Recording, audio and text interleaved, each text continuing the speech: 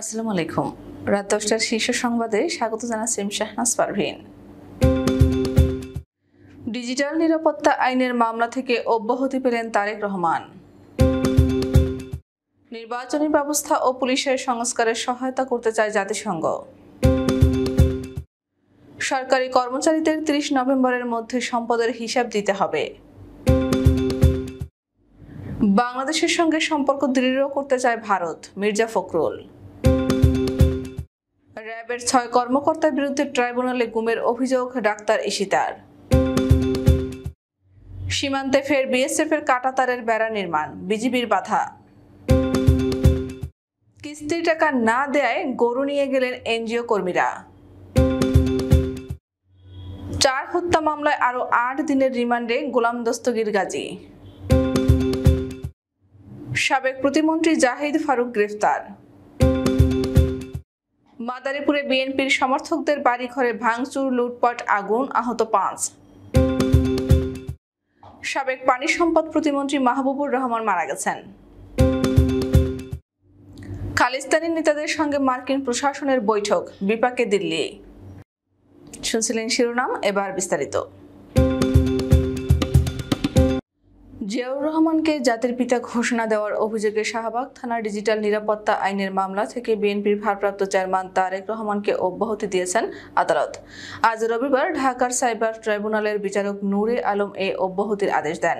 গত 29 জুলাই রাষ্ট্রপক্ষ মামলাটি পুনরায় তদন্তের আবেদন করেন। আজ এ বিষয়ে আদেশের দিন ধার্য ছিল, তবে আদালত এ বিষয়ে আদেশ না দিয়ে অভিযোগপত্র আমলে না নিয়ে তারেক রহমানকে অব্যাহতির আদেশ দেন। উল্লেখ্য, সাবেক রাষ্ট্রপতি জিয়াউর রহমানকে বাংলাদেশি জাতীয়তাবাদের জাতির পিতা বলে ঘোষণা দেওয়ার অভিযোগে 2021 সালের 25 ফেব্রুয়ারি রাজধানীর শাহবাগ থানায় এই মামলা করেন ডক্টর মোহাম্মদ শহীদুল্লাহ হল শাখা ছাত্রলীগের উপত্রাণ ও দুর্যোগ ব্যবস্থাপনা সম্পাদক জাহিদুল ইসলাম। ছাত্র জনতার আন্দোলনের পর অন্তর্বর্তী সরকারকে বিভিন্ন খাতের সংস্কারে পূর্ণ সহায়তার আশ্বাস দিয়েছেন বাংলাদেশে নিযুক্ত জাতিসংঘের আবাসিক সমন্বয়ক গোয়েন লুইস। রোববার প্রধান উপদেষ্টা ডক্টর মোহাম্মদ ইউনূসের সঙ্গে বৈঠকে জাতিসংঘ প্রতিনিধি এ আশ্বাস দেন। বৈঠকে গোয়েন লুইস বলেন, জাতিসংঘ বাংলাদেশের পুলিশ ও নির্বাচন ব্যবস্থার সংস্কার এবং বন্যা পুনর্বাসন ব্যবস্থাপনায় সহযোগিতা করবে। এছাড়া অন্তর্বর্তী সরকার দেশের প্রতিষ্ঠানগুলোর বড় পুনর্গঠনের যে পরিকল্পনা নিয়ে তাতেও সহায়তার কথা বলেন জাতিসংঘের আবাসিক সমন্বয়কারী। বৈঠকে সংস্কার, দুর্নীতি, বন্যা, রোহিঙ্গা সংকট এবং জুলাই-আগস্টের হত্যাকাণ্ডের বিষয় উঠে আসে। সরকারি কর্মকর্তা কর্মচারীদের প্রতি বছর 31 ডিসেম্বরের মধ্যে সম্পদের হিসাব জমা দিতে হবে বলে জানিয়েছেন জনপ্রশাসন মন্ত্রণালয়ের সিনিয়র সচিব ডক্টর মোহাম্মদ মোখলেসুর রহমান। আজ রবিবার সচিবালয়ে সরকারি কর্মচারীদের সম্পত্তির হিসাব জমাদান বিষয়ে এক ব্রিফিংয়ে তিনি একথা জানান। সিনিয়র সচিব বলেন, সরকারি কর্মকর্তা কর্মচারীদের প্রতি বছর 31 ডিসেম্বরের মধ্যে তাদের সম্পদের হিসাব জমা দিতে হবে, তবে চলতি বছর সম্পদের হিসাব জমা দিতে হবে 30 নভেম্বরের মধ্যে। এই সিদ্ধান্তের মাধ্যমে 15 লাখ সরকারি কর্মচারীকে সম্পদের হিসাবের মধ্যে আনা হচ্ছে। বাংলাদেশের সঙ্গে সম্পর্ক দৃঢ় করতে চায় ভারত। ভারতীয় হাই কমিশনারের সঙ্গে বৈঠক শেষে একথা জানিয়েছেন বিএনপি মহাসচিব মির্জা ফখরুল ইসলাম আলমগীর। তিনি বলেন, ভারত বাংলাদেশের সম্পর্ক কিভাবে আরো গভীর করা যায় তা নিয়ে আলোচনা হয়েছে।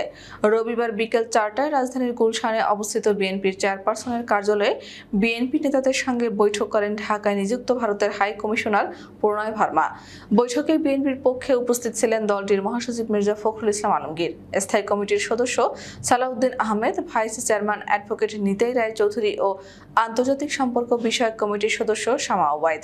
বিএনপির মিডিয়া সেলের সদস্য সাইরুল কবির খান জানান, বিকেলে বিএনপি মহাসচিবের নেতৃত্বে ভারতীয় হাই কমিশনের 2 সদস্যের প্রতিনিধি দলের বৈঠক হয়। র্যাবের squadron leader Ali Ashraf, IT specialist Rakib, additional SP Mohammad Aktaruzzaman সহ 6 জনের বিরুদ্ধে গুম, নির্যাতন ও মিথ্যা মামলার অভিযোগে আন্তর্জাতিক অপরাধ ট্রাইব্যুনালে অভিযোগ দায়ের করেছেন চিকিৎসক ইশরাত রফিক ইশিতা। অভিযুক্তরা 2021 সালে র্যাব কার্যালয়ে কর্মরত ছিলেন বলে জানা গেছে। রবিবার দুপুরে আন্তর্জাতিক অপরাধ ট্রাইব্যুনালের চিফ প্রসিকিউটর মোহাম্মদ তাজুল ইসলামের কাছে অভিযোগ জমা দেন তিনি। সুপ্রিম কোর্টের আইনজীবী শেখ কানিজ ফাতেমা গণমাধ্যমকে এ তথ্য জানিয়েছেন। জয়পুরহাটের পাঁচবিবি উপজেলার ধরুঞ্জি ইউনিয়নের সোনাতলা সীমান্তের কিছু অংশে কাঁটাতারের বেড়া নির্মাণ করেছে ভারতীয় সীমান্তরক্ষী বাহিনী। বিষয়টি জানতে পেরে বর্ডার গার্ড বাংলাদেশ বাধা দিয়েছে। বাধার পর কাজ বন্ধ রেখেছে বিএসএফ। পরে রবিবার দুপুরে বৈঠক করেছে দুই দেশের সীমান্তরক্ষী বাহিনী। জানা গেছে, সীমান্তের সোনাতলা অংশে কাঁটাতারের বেড়া নেই। গত কয়েকদিন ধরে এই অংশের মেইন পিলার 280 নম্বরের, সাব পিলার 12 ও 13 নম্বরের ভারতীয় অভ্যন্তরে 5 থেকে 10 গজের ভিতরে কাঁটাতারের বেড়া নির্মাণ করে বিএসএফ সদস্যরা। স্থানীয়রা বিজিবিকে বলার পর সেখানে বাধা দেওয়া হয়। এরপর বিএসএফ কাজ বন্ধ রাখে। ভোলার চর ফ্যাশনে কিস্তির টাকা না পেয়ে অসহায় পরিবারের একটি গরু নিয়ে যাওয়ার অভিযোগ উঠেছে দক্ষিণ আইচা গ্রামীণ জন উন্নয়ন সংস্থা নামের একটি এনজিওর মাঠ কর্মীদের বিরুদ্ধে। শনিবার বিকেলে উপজেলার চর মানিকানা ইউনিয়ন 6 নম্বর ওয়ার্ড দৌলতপুর গ্রামে এ ঘটনা ঘটে।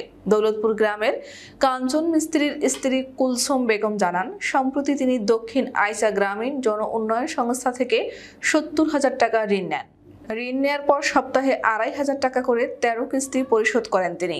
দেশের বর্তমান পরিস্থিতিতে ঋণের কিস্তি দিতে না পারায় ওই এনজিওর কর্মী হাসিনা ও ম্যানেজার মোহাম্মদ শামীম শনিবার বিকেলে তার বাড়িতে গিয়ে গোয়ালঘর থেকে একটি গাভী গরু নিয়ে যান। এ সময় গরুটি নিতে নিষেধ করলেও তারা তা শুনেননি। গাভীটির 4 মাসের একটি বাছুর রয়েছে। নারায়ণগঞ্জ 1 আসনের সাবেক সংসদ সদস্য ও সাবেক মন্ত্রী গোলাম দস্তগীর গাজীর বিরুদ্ধে চতুর্থ দফায় আবারও 8 দিনের রিমান্ড মঞ্জুর করা হয়েছে। এবার নারায়ণগঞ্জের সিদ্ধিরগঞ্জ থানায় করা 4 হত্যা মামলায় 2 দিন করে মোট 8 দিনের রিমান্ড মঞ্জুর করা হয়। রবিবার বিকেলে এই মামলায় গ্রেফতার দেখিয়ে 10 দিনের রিমান্ড চেয়ে আদালতে উঠানো হলো Narayanganj senior judicial magistrate Kazi Mohammad মোহসিনের আদালত শুনানি শেষে 2 দিন করে রিমান্ড মঞ্জুর করেন। এ নিয়ে তাকে চতুর্থ দফায় রিমান্ডে নেওয়া হয়েছে।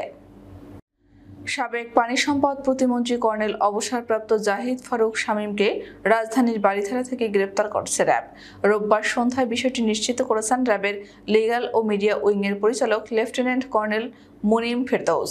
মিডিয়া উইংয়ের পরিচালক জানান, সুনির্দিষ্ট গোয়েন্দা তথ্যের ভিত্তিতে অবস্থান নিশ্চিত হওয়ার পর রাজধানীর বারিধারা থেকে জাহিদ ফারুককে গ্রেপ্তার করা হয়। তার বিরুদ্ধে একাধিক হত্যা মামলা রয়েছে। ওই মামলায় তাকে গ্রেপ্তার দেখানো হবে। তাকে ডিবির কাছে হস্তান্তর করা হবে। মাদারীপুরে বিএনপির সমর্থকদের বাড়ি ঘরে ভাঙচুর, লুটপাট ও অগ্নিসংযোগ করেছেন আওয়ামী লীগের লোকজন। এই ঘটনায় 5 জন আহত হয়েছেন। আজ রোববার সকালে জেলা সদরের ঝাউদি ইউনিয়নের চর ব্রাহ্মণদি গ্রামে এই ঘটনা ঘটেছে। পুলিশ ক্ষতিগ্রস্ত পরিবার ও স্থানীয় সূত্রে জানা গেছে, চর ব্রাহ্মণদি গ্রামের বিএনপির কর্মী কাউসার সর্দারের সঙ্গে একই গ্রামের আওয়ামী লীগের কর্মী তৈয়ব হাওলাদারের বিরোধ চলছিল। আজও সকালে তৈয়ব হাওলাদারের নেতৃত্বে কাউসার সর্দার সহ 3টি বাড়িতে আগুন দেওয়া হয়। এ সময় 20টি বসতঘরে ভাঙচুর, লুটপাটের অভিযোগ ওঠে। বাধা দিতে গেলে হামলায় 5 জন আহত হন। খবর পেয়ে পুলিশ গিয়ে পরিস্থিতি নিয়ন্ত্রণে আনে।